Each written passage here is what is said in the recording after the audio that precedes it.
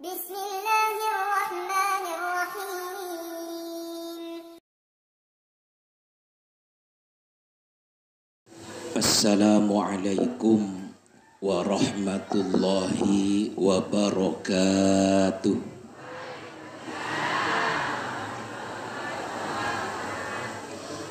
Bismillahirrahmanirrahim. Alhamdulillah alladzi asra bi'abdihi laylam minal masjidil harami ilal masjidil aqsa alladzi barakna haulahu linuriyahu min ayatina al-ayat. Asyhadu an la ilaha illallah wahdahu la syarikalah wa asyhadu anna muhammadan abduhu wa rasuluh. Allahumma salli wa sallim ala sayyidina Muhammadin wa ala alihi wa ashabihi wa tabi'in wa man tabi'ahum bi ihsanin ila yaumiddin, amma ba'd. Hadratil mukarramin wal muhtaramin, para alim, para ulama, para masyayikh, para asatidzah, terkhusus murabbi hadal majlis, majlis taklim husnul khatimah, Ustadzina al-fadil ad-da'i ilallah, Ustadz Soniin beserta keluarga besarnya. Kita doakan beliau mudah-mudahan tetap sehat walafiat, panjang umur, barokah hidupnya, manfaat ilmunya untuk kita semua. Amin ya rabbal alamin. Luar biasa para tuan guru, mulai dari yang setengah bajang, setengah lingsir, sampai yang gagah-gagah pada hadir. Adinda Ustadz Adum, Tuan Guru Haji Azami, Tuan Guru Haji Muhammad Zuhdi, Tuan Guru Haji Maskana, Tuan Guru Haji Naksanjani, Tuan Guru Haji Taqiyuddin, ada lagi. Kita doakan beliau-beliau ini mudah-mudahan tetap sehat walafiat, barokah hidupnya, barokah ilmunya, manfaat untuk kita semua. Amin ya rabbal alamin. Para orang tua, para hujjat, para tokoh, baik tokoh agama, tokoh masyarakat, bapak-bapak, ibu-ibu, indah tercinta, pecinta majelis taklim yang juga saya hormati, saya banggakan, hadirin wal hadirat rahimakumullah. Selalu terucap dari mulut manis kita adalah ungkapan rasa syukur kepada Allah dengan kita mengucapkan alhamdulillahi rabbil alamin.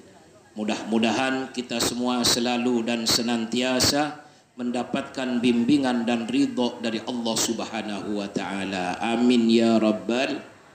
Salawat teriring salam semoga senantiasa tercurahkan keharibaan baginda Rasulullah Muhammad sallallahu alaihi wasallam. Mudah-mudahan kita semua kelak di yaumil mahsyar mendapatkan syafaatul uzma, pertolongan yang agung dari Nabi kita Muhammad sallallahu alaihi wasallam.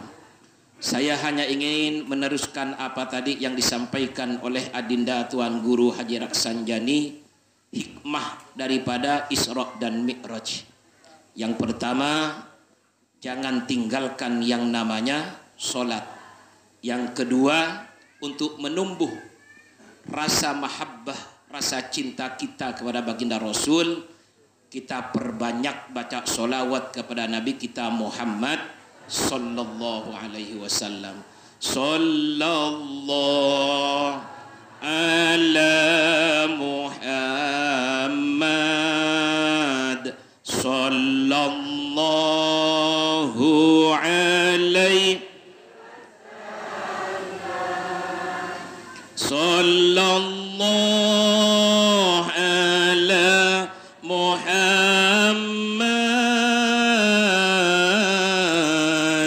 sallallahu alaihi wasallam. Ya nabi, salam alaika ya rasul, salam alaika ya habib, salam alaika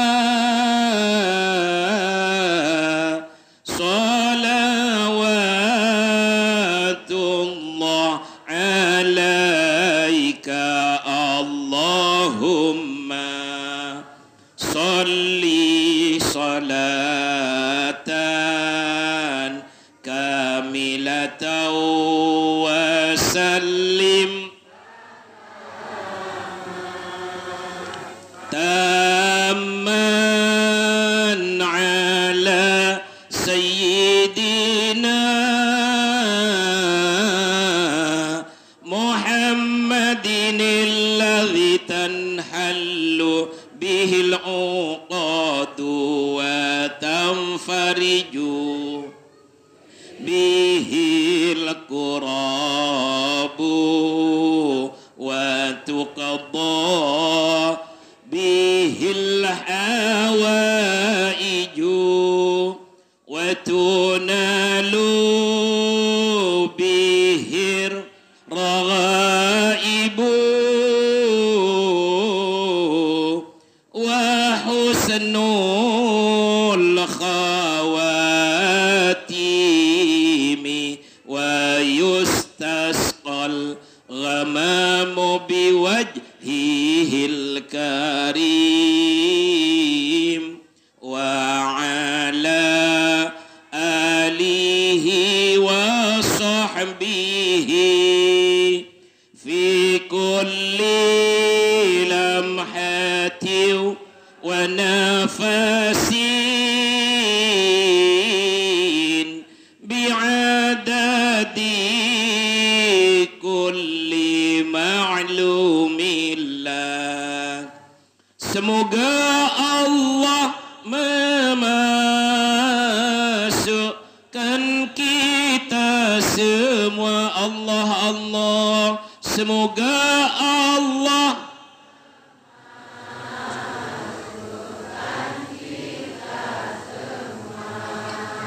dalam rombongannya Muhammad nabinya, dalam rombongannya Muhammad nabinya, dalam rombongannya Muhammad nabinya. Semoga Allah memasukkan kita semua, Allah Allah, semoga Allah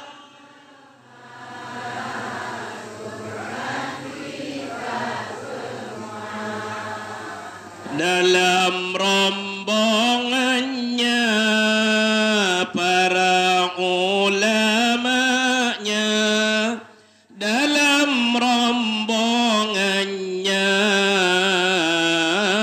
tuan gurunya, dalam rombongannya para ustadznya, dalam rombongannya ulama ahlus sunnah wal jamaah. Amin ya rabbal.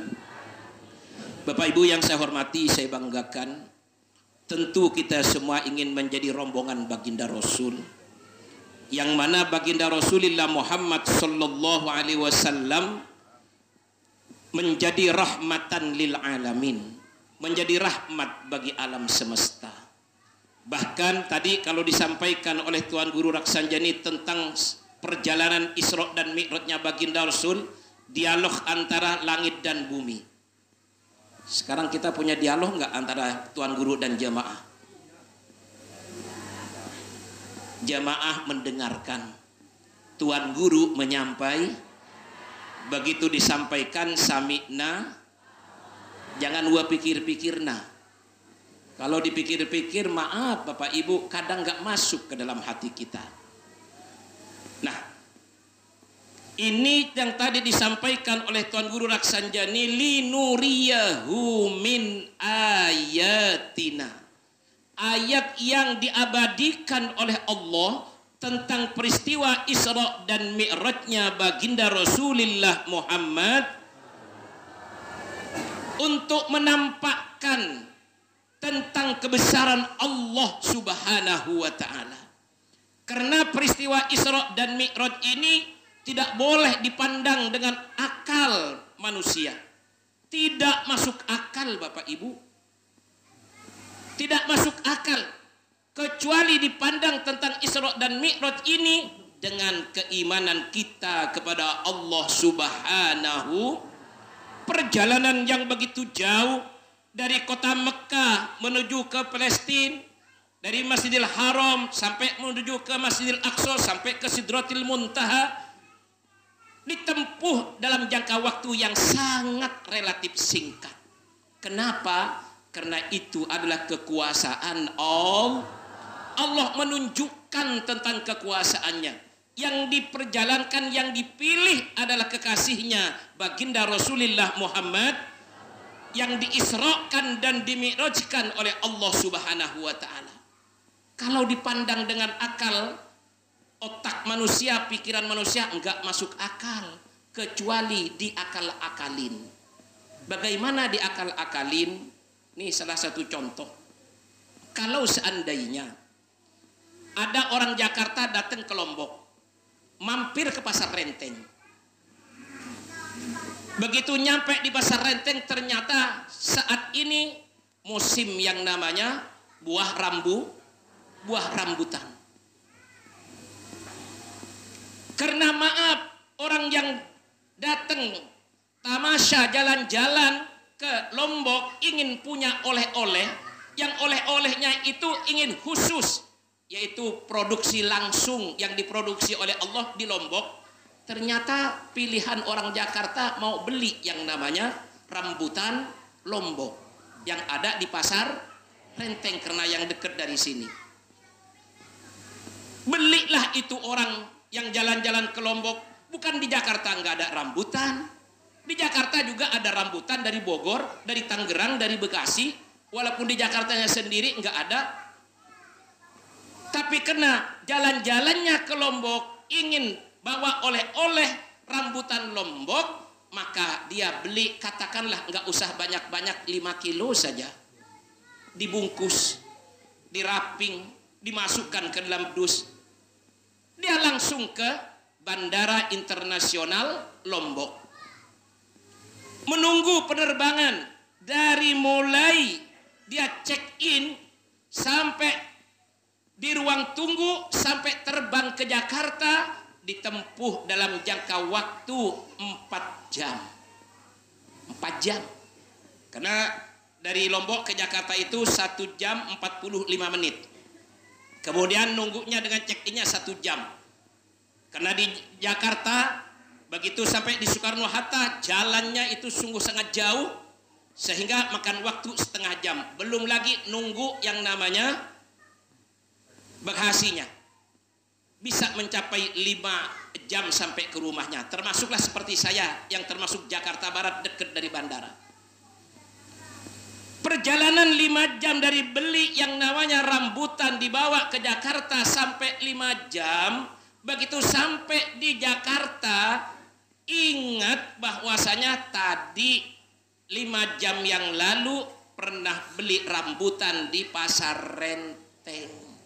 Bagus rambutan Lombok, beda dengan rambutan Jakarta. Tapi yang namanya rambutan, enggak rambutan Jakarta, enggak rambutan Lombok, pasti yang namanya rambutan ada yang namanya smooth. Teres. Ya udah deh, pokoknya semut dah. Benar begitu dibuka rambutan yang dari Renteng, dari Lombok tersebut, ternyata semutnya ada. banyak semutnya. Begitu semut itu dibuka, begitu rambutan dibuka, semut turun ke tanah, bertemu dengan semut Jakarta. Ini ceritanya. Karena kata semut Jakarta, oh aneh bin ajaib, ada saudara saya dari Lombok, semut Lombok. Disambutlah oleh semut Jakarta dengan bahasa Betawi. Apa kata semut Jakarta? Apa kabarnya, wahai semut Lombok? Ya kan pakai nyenye, kalau di Jakarta namanya juga bahasa Betawi. Kata semut Lombok, alhamdulillah saya tiang, solah tiang. Ya, itu nggak nyambung bahasanya sebenarnya, tapi karena sama-sama semut disambut, dan itulah yang namanya semut. Akal logika manusia tidak masuk akal. Dari Lombok semut sampai ke Jakarta hanya dengan waktu 5 jam. Masuk akal nggak? Nggak usah jauh-jauh. Dari Pasar Renteng ke Juring sini, suruh jalan itu semut, berapa hari nyampe ke sini? Ayo. Belum lagi kalau lindas sama mobil, sama sepeda motor, nggak nyampe-nyampe. Tapi karena ada yang bawa orang yang jalan-jalan dari Jakarta ke Lombok, dari Lombok balik lagi ke Jakarta, maka dalam jangka waktu 5 jam semut Lombok sampai ke Jakarta. Siapa yang membawa? Yaitu orang yang beli rambutan. Logikanya Bapak Ibu, kalau suruh jalan semut Lombok ke Jakarta, nggak mungkin nyampe 1 tahun. Mau lewat mana dia? Iya kan?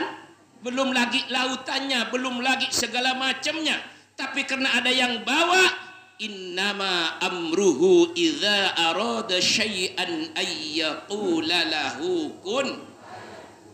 Terjadi walaupun hanya semut, tapi karena ada yang bawa, dibawa oleh manusia, sampailah ke Jakarta. Begitu juga dengan peristiwa Isra dan Mi'raj. Jangan dipandang oleh akal manusia, tidak mungkin nyampe akal manusia.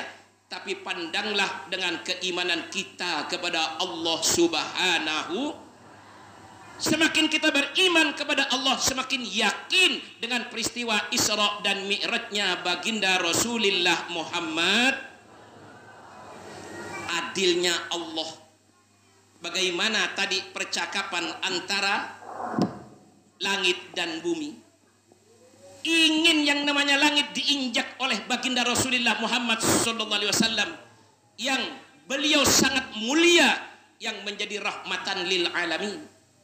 Sehingga begitu bertemu dengan Allah, penghormatan yang pertama disampaikan oleh baginda Rasul adalah at-tahiyyatul mubarakatus sholawatut thayyibatu lillah. Penghormatan yang sangat tinggi yang tidak ada taranya.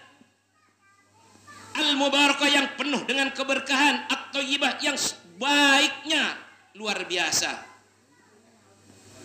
Hanya untuk Allah dan dimiliki oleh Allah Subhanahu wa ta'ala.